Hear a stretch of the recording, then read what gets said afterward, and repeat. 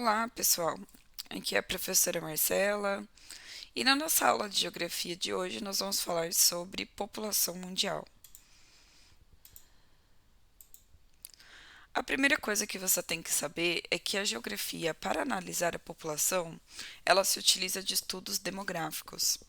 Então, toda vez que nós falarmos sobre demografia, nós estamos nos referindo ao estudo das populações que utiliza principalmente processos estatísticos.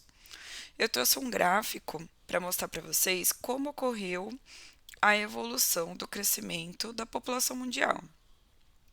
Então, como você pode observar no eixo horizontal desse gráfico, nós iniciamos os dados a partir aí do século de 1800.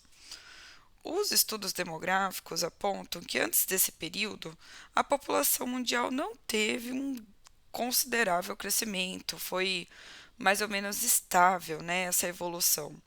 E lembrando que nós passamos a ter dados a nível mundial, principalmente com a expansão capitalista e com o avanço das grandes navegações que propiciaram aí um maior intercâmbio entre áreas distantes do planeta. Antes disso, pessoal, antes do século XV, XVI, XIV, basicamente as regiões distantes do planeta viviam em isolamento. Não havia tantos intercâmbios entre áreas distantes do planeta, como foi observado após as inovações técnicas do século XV e XVI. Muito bem, então.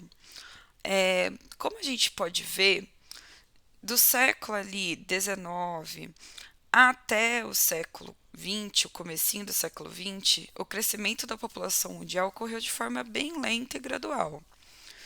Mas aí, a partir da década de 30 do século XX, nós vemos um crescimento mais acelerado. Então, no começo do século XIX, a população atingiu 1 bilhão de habitantes, e aí demorou mais de um século para que ela duplicasse, 2 bilhões de habitantes. Só que você pode observar que a partir disso, ela começou a duplicar em intervalos menores. Então, demorou apenas 34 anos para que ela atingisse os 3 bilhões de habitantes no mundo. E depois disso, os 4 bilhões ocorreu em apenas 13 anos de diferença. E aí você deve estar se perguntando, mas por que ocorreu esse crescimento tão acelerado? Tem aqui alguns aspectos para nós considerarmos, e o primeiro deles é a melhoria da qualidade de vida. Então, conforme os seres humanos foram dominando a natureza, desenvolvendo estudos, conforme ocorreu o avanço da ciência, foi possível atingir inovações na área da medicina.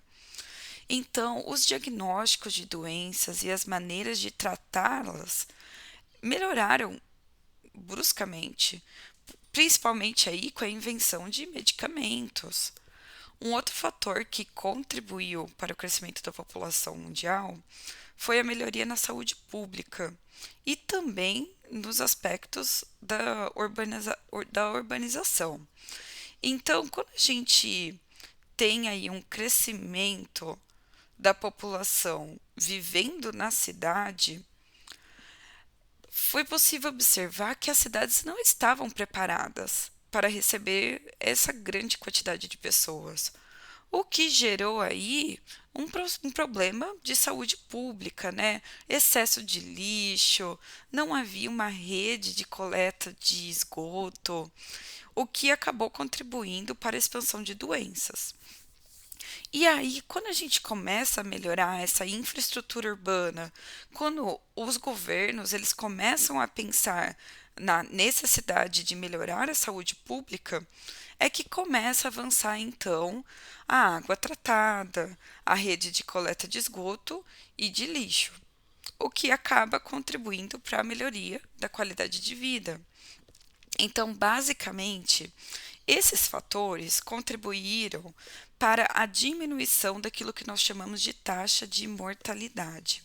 ou seja, uma taxa que se refere ao número de mortos em determinado lugar por determinado período. E aí, quando nós pensamos então sobre a distribuição da população pelo planeta, nós temos dois aspectos para observar. O primeiro deles é que a geografia pode analisar essa distribuição pelo número total de habitantes. É como se eu contasse quantas pessoas existem em determinado lugar. Esse número total de habitantes é um dado que nos fornece a população absoluta. E isso permite que a gente defina quais países são mais ou menos populosos. Um outro fator, então, que contribui para o entendimento da distribuição da população no mundo é a densidade demográfica. Lembrando ali, a palavra demográfica se refere à população. E eu consigo analisar a densidade demográfica dividindo o número total da população pela área do território que eu estou analisando. Então, se eu estou analisando a densidade demográfica do Brasil, eu vou pegar o número total de pessoas que habitam o Brasil e vou dividir pela sua área territorial. E aí eu encontro uma relação chamada população relativa, porque eu estou relacionando o número de pessoas pelo seu espaço. E a partir disso a gente pode dizer se um país ele é muito ou pouco povoado. Olha lá então um mapa sobre a distribuição da população, considerando sua densidade demográfica em 2015. Muito bem, então, gente. A primeira coisa que você faz ao analisar um mapa é olhar o título. A segunda coisa é olhar a legenda. Então, nós temos aqui a densidade demográfica por habitantes por quilômetro quadrado e nós temos aqui cores. Pode observar que as cores mais intensas, elas representam o quê? Uma maior quantidade de habitantes por quilômetro quadrado. E as cores mais claras, uma menor quantidade de habitantes por quilômetro quadrado. Quando a gente observa, então, a distribuição das cores no mapa, você pode ver as áreas que são mais povoadas e as menos povoadas. Vamos olhar para o Brasil? Aqui o Brasil. Muito bem. Como que eu posso analisar a densidade demográfica no Brasil? Diversas formas. A primeira delas é identificar aonde estão as áreas com maior densidade demográfica. Você pode ver que as áreas mais escuras, então, no Brasil, estão localizadas principalmente no seu litoral, essa área que tem contato aqui com os mares e oceanos. E é no litoral do Brasil que você tem as principais capitais. Então, olha o destaque no mapa. São Paulo, Rio de Janeiro, são áreas o quê? Muito populosas.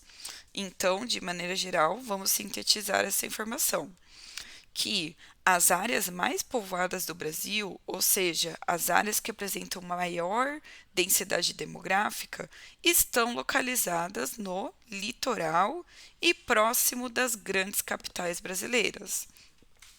Você pode adicionar essa análise também que o interior do Brasil ou a região norte do Brasil apresenta uma menor densidade demográfica. Portanto, são áreas menos povoadas. Você pode adicionar ainda essa informação de que no litoral nós temos uma densidade demográfica que varia entre 50 a 200 habitantes por quilômetros quadrados. Eu trouxe aqui uma outra maneira da gente observar essa informação. Nós temos então um gráfico com linhas de cores variadas e aqui na legenda nós temos quais continentes representam as cores das linhas. Como você pode observar, o continente que apresenta o maior número de população, ou seja, o mais populoso, é a Ásia. E aí, em segundo lugar, você pode observar que nós temos a África, mas nem sempre foi assim. Você pode ver que aqui, ó, no final do século XX, início do século XXI, teve uma mudança do padrão. Antes desse período, nós tínhamos que a Europa era o segundo continente mais populoso. Depois desse período, você pode ver que a África supera a Europa. Além disso, pessoal, você pode observar que nós temos uma projeção para o futuro aqui, porque esses dados não existem ainda. Então, a partir da análise de como é a taxa de natalidade, ou seja, uma taxa que identifica o número do crescimento populacional, da quantidade de pessoas que nascem em determinado país, você pode propor modelos que vão estimar como que esse valor vai variar ao longo do tempo. Pessoal, e aí, analisando esse mapa sobre o planisfério, população de estados e territórios em 2013, nós podemos dizer qual é o continente mais populoso? Aqui nós temos uma representação diferente que utiliza círculos. Então, você pode ver que os círculos menores representam uma menor população em milhões de habitantes e os círculos maiores uma maior população em milhões de habitantes. E aí, pessoal, fica muito fácil a gente observar que os círculos maiores estão localizados na Ásia. Portanto, o continente mais populoso é o asiático. E aí, o continente menos populoso será a Oceania. Ainda sobre esse mapa, nós podemos analisar outra questão. Na América, quais são os países mais populosos?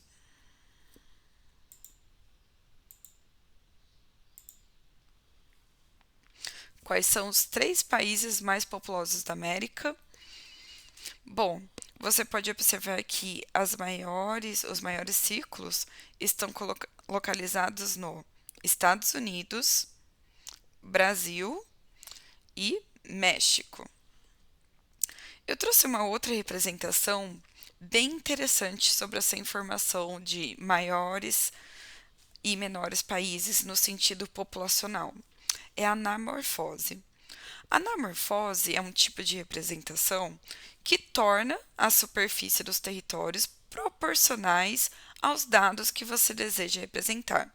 Essa anamorfose que eu trouxe para você mostra um mapa do mundo um pouco diferente do que a gente está acostumado, né? Então, considerando a população total do mundo, aqui nessa anamorfose, além da área, foi utilizada a questão das cores para mostrar quem são os mais e menos populosos. Você pode observar então que a China e a Índia apresentam áreas maiores.